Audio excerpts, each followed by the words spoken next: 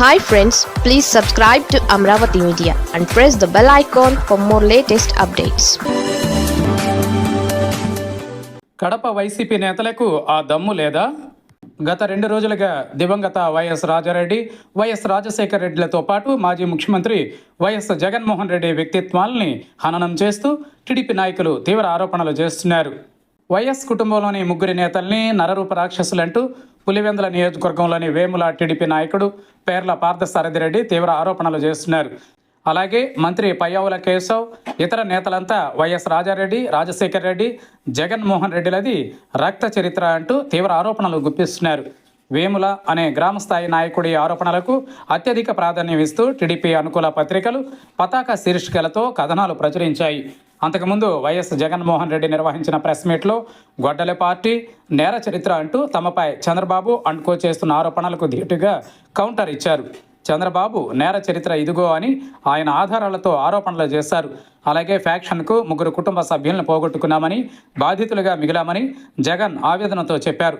జగన్కు కౌంటర్ అన్నట్టుగా పేర్ల పార్థసారథిరెడ్డి మొదలుకొని ఆ పార్టీ ముఖ్య నాయకుల వరకు ఒక్కొక్కరిగా మీడియా ముందుకొచ్చి తీవ్ర ఆరోపణలు చేస్తున్నారు. ఇక్కడే వైసీపీ నిర్లక్ష్య, సహనం లేనితనాన్ని ఎత్తి చూపుతోంది.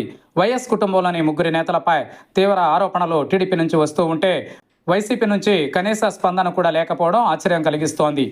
మీడియా సమావేశంలో జగన్ ఏవో మాట్లాడారని, దానికి కౌంటర్గా టీడీపీ నేతలు తిడుతున్నారని వైసీపీ సరిపెట్టుకున్నట్టుగా ఉంది. మరీ ముఖ్యంగా జగన్ సొంత జిల్లా, అలాగే పులివెందుల నియోజకవర్గంలోని వైసీపీ నేతలంతా నోళ్లు కట్టేసుకోవడం ఆశ్చర్యం కలిగిస్తోంది. వైఎస్ఆర్ కడప జిల్లా వైసీపీ అధ్యక్షుడిగా జగన్ మేనమామ పి రవీంద్రనాథ్ రెడ్డి బాధ్యతలు నిర్వర్తిస్తున్నారు. ఈ మధ్య ప్రెస్ మీట్లో మా రవి మామ అంటూ జగన్ ముద్దుగా చెప్పుకున్నది ఈయన గురించే. జగన్ మేనమామ కౌంటర్ ఇవ్వకపోగా ఇతరులతో కనీసం మాట్లాడించిన దాఖలాలు లేవు. వేములలో పేర్ల పార్థసారథిరెడ్డి ఏమాత్రం నాయకుడో అందరికీ తెలుసు. టీడీపీ ఎమ్మెల్యే భూమిరెడ్డి రామ్గోపాల్ రెడ్డిపై పేర్ల పార్థసారథిరెడ్డి ఆయన సోదరుడు ఇన్ఛార్జ్ మంత్రి సవిత సమక్షంలోనే దాడి చేయడంతో కొంచెం దూరం పెట్టారు. అయితే కూటమి ప్రభుత్వం ఏర్పడగానే అక్రమమో సక్రమమో తెలియదు కానీ మైనింగ్లో 5-6 కోట్లు సంపాదించాడని పులివెందుల నియోజకవర్గం కూడా ఎక్కుస్తోంది. అయితే పేర్ల పార్థసారథి సోదరులు అక్రమ మైనింగ్కు పాల్పడుతున్నారని సీఎం చంద్రబాబుకు ఎమ్మెల్సీ రామ్గోపాల్ రెడ్డి ఫిర్యాదు చేశారు. దీనిపై ప్రభుత్వం కఠినంగా ఉంటోందని చెబుతున్నారు. తమ ఆదాయానికి గండి కొట్టాడని ఎమ్మెల్సీపై పేర్ల సోదరులు కక్ష కట్టారు. ఈ నేపథ్యంలో పేర్ల సోదరులకు బీటెక్ రవి అండదండలున్నాయి. బీటెక్ రవి సోదరులు అలాగే పార్థసారథి కలిసి మైనింగ్ను రాత్రికి రాత్రే కొల్లగొడుతున్నట్టు ఎమ్మెల్సీ ఆరోపణ. ఇది పార్థసారథి పరిస్థితి. అలాంటి పార్థసారథి నోటికొచ్చినట్టు మాట్లాడుతూ ఉంటే ధీటుగా కౌంటర్ ఇచ్చేందుకు వైఎస్ఆర్ కడప జిల్లాలో మరీ ముఖ్యంగా జగన్ అడ్డా పులివెందులలో వైసీపీ నేతలు ముందుకు రాకపోవడం విమర్శలకు దారితీసింది.